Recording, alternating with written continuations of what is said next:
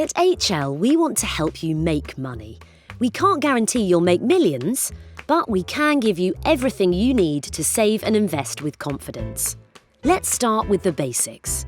This is Andy. He has cash set aside for a rainy day, but wants to make the rest of his money work harder for him. So, what options does he have? Andy could keep all his cash in the bank and get a small amount of interest. The bank can afford to pay him interest because they lend his money out to businesses, who borrow because they think they can use the loan to expand their business and make more money. The banks are happy to lend the money because they are confident the business will do well. But because there's a risk the business could fail to repay the loan, the bank charges them a higher rate of interest to borrow the money than they give Andy for saving his money. This is how a bank makes a profit. So although it's Andy's money making this all possible, his savings aren't working as hard for him as they could. The good news is, Andy can get in on the action. If he owned part of the business, he could benefit from its success. If a company chooses, it can divide its ownership into hundreds of thousands of pieces, and those pieces, known as stocks or shares, can be bought and sold by the public through the stock market.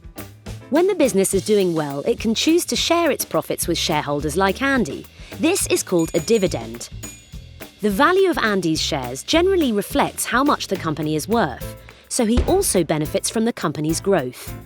Although, if the company performs poorly, the value of his shares could also fall, and if the company goes bust, he could lose all his money.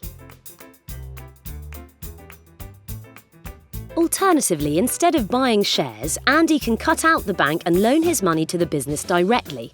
The company issues a bond, which is a promise to repay a loan, with a set interest rate over a fixed period of time.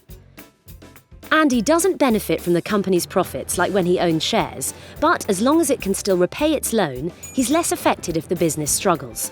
Although if the business fails to repay the loan, he could lose some or all of his money. By investing in shares, Andy has the most opportunity to grow his money, but its value will go up and down more than in bonds or cash. Putting all his money into a single company share is high risk, as Andy is completely dependent on its success. A fund buys shares in lots of companies, so gives Andy a way to spread that risk.